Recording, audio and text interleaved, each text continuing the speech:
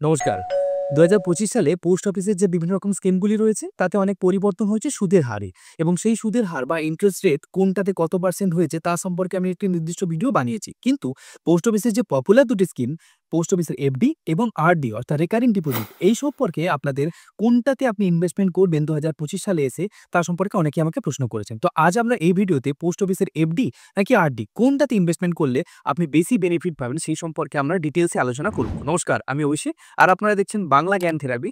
আজ আমি এই ভিডিওতে আপনাদের স্টেপ বাই স্টেপ বোঝাবো যে আপনি এফডি থেকেও আরডি বা রেকারিং ডিপোজিটে ইনভেস্টমেন্ট করলে আপনি বেশি কিভাবে ইনকাম করতে পারবেন। তো চলুন স্টেপ বাই স্টেপ জেনে নেওয়া। যেহেতু আমরা এই ভিডিওতে পোস্ট অফিসে আরডি বা রেকারিং ডিপোজিট সম্পর্কে অ্যানালাইসিস করব এবং আপনাদের বোঝাবো যে আপনি এফডি থেকেও কিভাবে বেশি রিটার্ন পাবেন এই স্কিমে ইনভেস্টমেন্ট করবে এবং সহজে, তাই আমরা প্রথমেই যে পয়েন্টগুলো জানবো সেগুলো হল তাই আমরা যে পয়েন্টগুলো সম্পর্কে জানবো তা আমরা প্রথমেই জানবো। ১ নম্বরে আরডি বা রেকারিং ডিপোজিট কি, ২ নম্বরে রেকারিং ডিপোজিট কিভাবে এবং কারা অ্যাকাউন্ট ওপেন করতে পারে, এই স্কিমের ম্যাচুরিটি, এক্সটেনশন ও প্রি ম্যাচুরিটি ক্লেমের ব্যাপারে, ট্যাক্স এবং টিডিএস রুলস আর রেগুলেশন, সিনিয়র সিটিজেনদের সুদের হার এবং কিভাবে অ্যাকাউন্ট ওপেন করবে, এবং সবচেয়ে শেষে আমরা জানবো কিভাবে আপনি এই স্কিম থেকে বেশি ইন্টারেস্ট রেট পাবেন সেই সম্পর্কে।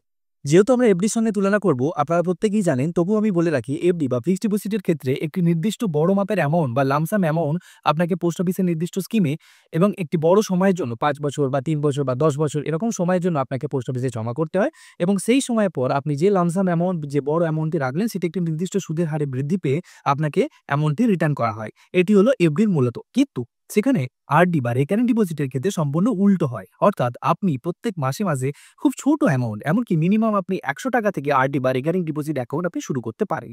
তার সম্পর্কে আমরা পরে বলছি। কিন্তু আরডির ক্ষেত্রে আপনি খুব অল্প অ্যামাউন্ট প্রত্যেক মাসে অল্প অল্প করে জমা দেন এবং সেটি ৫ বছর পর, অর্থাৎ ৫ বছর বা ৬০ মাস ধরে আপনার জমা করার পর সেই অ্যামাউন্টটি আপনার কাছে কিন্তু রিটার্ন বা ম্যাচুরিটি হিসাবে ফিরে আসে ইন্টারেস্ট সহ, এবং এটি হলো আরডির মূলত স্কিমের প্রধান ডিটেলস। নর্মালি আপনি প্রতি মাসে ১০০ টাকা থেকে এই স্কিমে ইনভেস্টমেন্ট আরম্ভ করতে পারেন, অর্থাৎ প্রতি মাসে ১০০ টাকা, অর্থাৎ ১২ মাসে ১২০০ টাকা আপনি জমা করতে পারেন।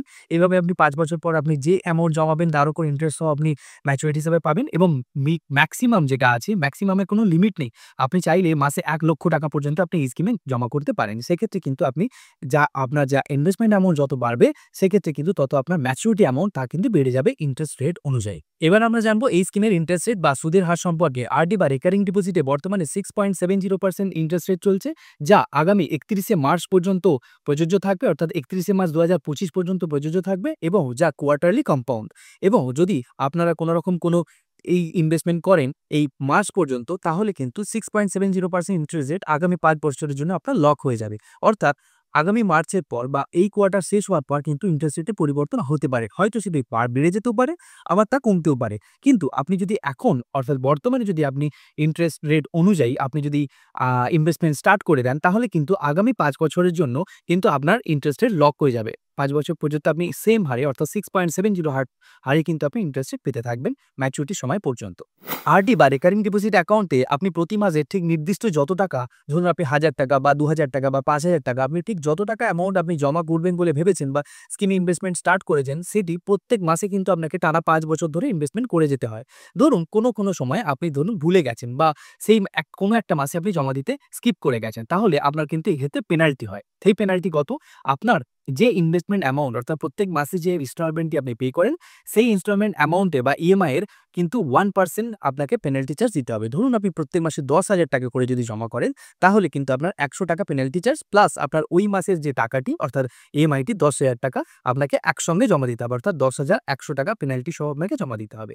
এবার ধরুন কেউ টানা ৪ মাস জমা করতে পারল না, ৩ মাস বা ৪ মাস পর্যন্ত জমা করতে পারল না, তখন কিন্তু আপনার এই যে অ্যাকাউন্টটি রয়েছে সেটিকে ডিসকন্টিনিউ করে দেওয়া হবে এবং ডিসকন্টিনিউ করে দেওয়ার পরও আপনার কাছে আরও ২ মাস সময় দেওয়া হবে যে আপনি এই ২ মাসের মধ্যে আপনার যে অ্যাকাউন্টটি আপনি ৪ মাস ধরে চালাননি বা আপনি কন্টিনিউ করছেন না, সেটাকে কন্টিনিউ করুন, পুনরায় অ্যাক্টিভেট করুন এবং আপনার সমস্ত বকেয়া টাকা আপনি জমা দিন। এই ২ মাসের মধ্যেও, অর্থাৎ ৪ মাস আপনি ডিসকন্টিনিউ করেছে, আপনাকে ২ মাস টাইম দেওয়া হয়েছে, এই ২ মাসের মধ্যেও যদি না আপনি কন্টিনিউ করতে পারেন, তাহলে কিন্তু আপনি যত টাকা পূর্বে জমা দিয়েছিলেন সেই টাকাটি সম্পূর্ণ ইন্টারেস্ট ছাড়া, অর্থাৎ কোনো রকম কোনো সুদ দেবে না, সেই টাকাটি আপনার সেভিংস অ্যাকাউন্টে আপনাকে ট্রান্সফার করে দেওয়া হবে বা আপনার নামে জমা করে দেওয়া হবে। অর্থাৎ আপনি কিন্তু যে বিগত কয়েক মাস ধরে বা বছর ধরে আপনি টাকা জমিয়ে আসছেন তা কিন্তু ডিসকন্টিনিউ হয়ে যাবে এবং তার ১ টাকাও আপনি ইন্টারেস্ট রেট পাবেন না আপনার সেভিংস অ্যাকাউন্টে সেটি চলে আসবে। বুঝতেই পারছেন যে রেকারিং ডিপোজিট বা আরডি অ্যাকাউন্টে যদি আপনি টাকা জমা করেন তা প্রত্যেক মাসে নিয়মের সঙ্গে জমা করা খুবই দরকার। এবার যদি আপনার মনে হয় যে আপনি খুব বড় অ্যামাউন্ট একটি পেয়েছেন এবং আপনি সারা বছরের এই টেনশন থেকে মুক্তি পেতে চান, তাহলে কিন্তু আপনি সারা বছরের টাকা অর্থাৎ ১২ মাসের টাকা একসঙ্গে জমা করতে পারেন। সেক্ষেত্রে গভর্নমেন্ট আপনাকে রিবেট দেয়। কত পার্সেন্ট? আপনি কিন্তু এর উপরে 40% রিবেট পান। অর্থাৎ আপনি যদি ১ বছরের টাকা একসঙ্গে জমা করেন তাহলে কিন্তু আপনার যে ইনস্টলমেন্ট অ্যামাউন্ট বা ইএমআই অ্যামাউন্ট তার উপর কিন্তু আপনি 40% রিবেটও পাবেন। সুতরাং আপনার যদি এরকম কোনো সমস্যা থাকে যে আপনি প্রত্যেক মাসে সেটিকে ডিপোজিট করতে ভুলে যান বা পোস্ট অফিসে দিতে বা জমা দিতে যাওয়ার বা অনলাইনে আপনার জমা দিতে যাওয়ার ক্ষেত্রে সমস্যা থেকে থাকে, তাহলে কিন্তু আপনি ১ বছরের টাকা একবারও জমা করতে পারেন। অথবা আপনি সেভিংস অ্যাকাউন্ট থেকে অটো ডিডাক্ট ফ্যাসিলিটিও আপনি অ্যাকসেপ্ট করতে পারেন। অর্থাৎ প্রত্যেক মাসে আপনার যে নির্দিষ্ট সেভিংস অ্যাকাউন্ট থাকবে সেখান থেকে প্রতি মাসে যদি ডিডাক্ট হতে থাকে সেটিও কিন্তু একটি বেস্ট অপশন হতে পারে। আপনি অবশ্যই এইগুলোর মধ্যে যেকোনো একটি চুজ করতে পারবেন আপনার পছন্দ মতো।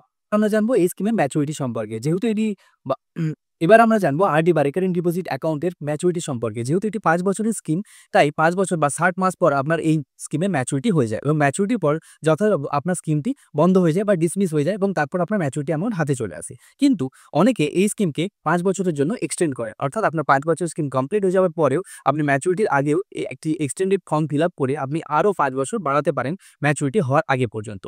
কিন্তু এই ফেসিলিটি আপনি কেন নেবে? দেখুন, অনেক সময় আমরা দেখি যে পূর্বে অর্থাৎ আমরা যদি এখন আমি আপনাকে বললাম যে ৫ বছরের জন্য লক ইন হয়ে যায়। আপনি যদি এখন ইনভেস্টমেন্ট করেন, বর্তমানে যে ইন্টারেস্ট রেট চলছে সেটি আগামী ৫ বছরের জন্য লক ইন হয়ে যাবে। এবং অনেকেই কি করেন সেই লক ইন পিরিয়ডের মধ্যেই তারা এক্সটেন্ড করে নেন যাতে সেই পুরানো যে সুদের হার সেই অনুযায়ী কিন্তু চলতে থাকে। যেমন ধরুন কোভিডের আগে অর্থাৎ ২০১৯-২০ যে কোয়ার্টার জানুয়ারি, ফেব্রুয়ারি, মার্চে প্রায় 7.70% বা 75% এরকম কিছু একটা ইন্টারেস্ট রেট চলছিল। মোটামুটি ধরে রাখতে পারেন আপনি 7.5% ইন্টারেস্ট রেটের কাছাকাছি ছিল। এবার ধরুন সেই সময় যারা ইনভেস্টমেন্ট করেছিল তাদের কিন্তু এখন ৫ বছর কমপ্লিট হয়ে যাওয়ার পর এখন ম্যাচুরিটি হবে এবং এই কোয়ার্টারে যদি অর্থাৎ জানুয়ারি, ফেব্রুয়ারি, মার্চ ২০২৫ কোয়ার্টারে যদি তাদের ম্যাচুরিটি সময় হয়ে থাকে, তাহলে তারা যদি এখন এক্সটেন্ডেড ফর্ম ফিল আপ করে এই ৫ বছরের জন্য আরও এক্সটেন্ড করে নেয় তার আরডি বা রেকারিং ডিপোজিট অ্যাকাউন্ট, তাহলে কিন্তু বর্তমানে যে ইন্টারেস্ট রেট তা কিন্তু অনেক কম, 6.70%। তারা কিন্তু এই ইন্টারেস্ট রেট আর পাবে না। তারা যেহেতু আগের যে স্কিম সেটিকে এক্সটেন্ড করছে, সুতরাং তারা কিন্তু সেই সময় যত ইন্টারেস্ট রেট পাচ্ছিল 7.70 বা 7.50% ইন্টারেস্ট রেট, সেই অনুযায়ী কিন্তু তারা বর্তমানেও পেতে থাকবে। কিন্তু আপনি যদি এখন বর্তমানে ইনভেস্টমেন্ট করেন সেটি কিন্তু আপনি পাবেন না। এখন কিন্তু আপনি 6.70 হারে পাবলিক ইন্টারেস্ট রেট পাবেন। যেহেতু কোভিডের পর ইন্টারেস্ট রেট অনেকটাই কমে গেছে। সুতরাং আপনি যদি এই কোয়ার্টারে ইনভেস্টমেন্ট করেন আগামী ৫ বছরের জন্য কিন্তু সেটি লক ইন হয়ে যায় এবং সেই লক ইনটাকে ধরে রাখার জন্য আপনি এক্সটেন্ডেড ফর্ম আপনি ফিল আপ করতে পারেন আপনার ম্যাচুরিটির আগেই। আচ্ছা, বর্তমানে এই স্কিমে যে ইন্টারেস্ট রেট চলছে সেই ইন্টারেস্ট রেট অনুযায়ী আপনি কত টাকা অর্থাৎ মাসে আপনি কত টাকা জমা করলে আপনার ৫ বছর পর কত টাকা ম্যাচুরিটি হবে, এটি খুবই সিম্পল একটা ক্যালকুলেশন আপনি স্ক্রিনে দেখতে পাচ্ছেন। এরকম ক্যালকুলেশন করার জন্য আমি ডেসক্রিপশনে একটা লিঙ্ক দিয়ে রেখেছি যেখানে আপনার ক্যালকুলেটরের লিঙ্ক আছে। আপনি ডেসক্রিপশনে ক্লিক করে এই ক্যালকুলেটরের লিঙ্কে ক্লিক করলে আপনার কাছে ক্যালকুলেটর ওপেন হয়ে যাবে। সেখানে আপনার পছন্দ মতন অ্যামাউন্ট বসাবেন অর্থাৎ মাসে আপনি কত টাকা জমা করতে চাইছেন সেটা বসাবেন। অটোমেটিক আপনার কাছে ক্যালকুলেশন হয়ে যে আপনি ৫ বছর পর কত টাকা পাবেন রিটার্ন, সেই ম্যাচুরিটি কিন্তু আপনার কাছে দেখিয়ে দেবে। সুতরাং এটি আমি আপনাকে আর বোঝালাম না, এটি লিঙ্ক ডেসক্রিপশনে দেওয়া রয়েছে, আপনি সেখান থেকে চেক করে নিতে পারেন। এবার জানবো এই স্কিমে টিডিএস ডিডাকশন এবং রুল সম্পর্কে। দেখুন, এই স্কিমে টিডিএস ডিডাকশন হয় তবেই যদি আপনার যে ইনকাম তা যদি ট্যাক্সেবল হয়। যদি আপনি নন ট্যাক্সেবল হন তাহলে আপনি অবশ্যই 15G এবং 15H পোস্ট অফিসে গিয়ে আগে থেকে জমা করুন। ইন্ডিভিজুয়ালের ক্ষেত্রে আপনি 15G অবশ্যই জমা করবেন, তাহলে কিন্তু আপনার এতে কোনো টিডিএস ডিডাকশন হবে না। পোস্ট অফিস আরডি বা রেকারিং ডিপোজিটের ক্ষেত্রে যদি অ্যাকাউন্ট হোল্ডারের মৃত্যু হয় বা কোনো দুর্ঘটনাজনিত কারণে মৃত্যু হয়, সেক্ষেত্রে তার নমিনিকে সমস্ত টাকা রিটার্ন দিয়ে দেওয়া হয় এবং তিনি ইন্টারেস্ট সহ কিন্তু টাকা রিটার্ন পান এবং যদি নমিনি চায় তিনি কিন্তু স্কিমটাকে কন্টিনিউ করতে পারেন। অর্থাৎ ৫ বছরের স্কিম যদি ৩ বছরের মাথায় কোনো রকম কোনো অসুবিধা হয়ে থাকে, সেক্ষেত্রে কিন্তু নমিনির কাছে সম্পূর্ণ অপশন থাকে যে তিনি পুরো স্কিমটা কন্টিনিউ করার পর সম্পূর্ণ অ্যামাউন্টটিকে যদি পেতে চায় তাও কিন্তু হবে। এছাড়াও যদি তিনি সমস্ত টাকা উইথড্র করতে চান সেক্ষেত্রেও কিন্তু নমিনিকে সমস্ত টাকা দিয়ে দেওয়া হয়। যে কোনো ইন্ডিয়ান সিটিজেন যদি ১৮ বছর ঊর্ধ্বে বয়স হয় তিনি এই স্কিমে ইনভেস্টমেন্ট করতে পারেন।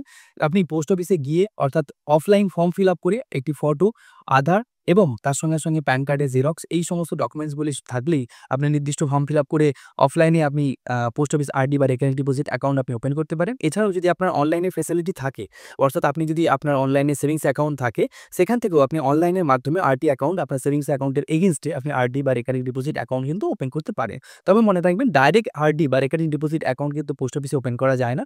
আপনার একটি সেভিংস অ্যাকাউন্ট থাকা অবশ্যই জরুরি। তাই আরডি বা রেকারিং ডিপোজিট অ্যাকাউন্ট ওপেন করার আগে আপনাকে আগে সেভিংস অ্যাকাউন্ট ওপেন করাতে হবে। সুতরাং আপনি যদি আপনার কাছাকাছি যদি কোনো রকম কোনো ভালো ব্রাঞ্চ থাকে পোস্ট অফিসে, তাহলে আপনি অবশ্যই পোস্ট অফিসে অফলাইন ফর্ম প্রেফার করুন।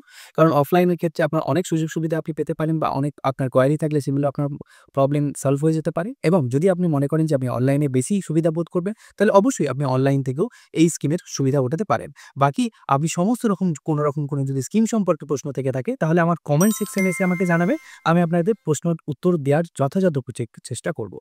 ফিরছি পরের সপ্তাহে এইরকমই গুরুত্বপূর্ণ ভিডিও টপিক নিয়ে। আর আজকে ভিডিওটা আপনাদের যদি ভালো লেগে থাকে, তাহলে অবশ্যই লাইক এবং আপনার প্রিয়জনদের সঙ্গে শেয়ার করতে ভুলবেন না। নমস্কার।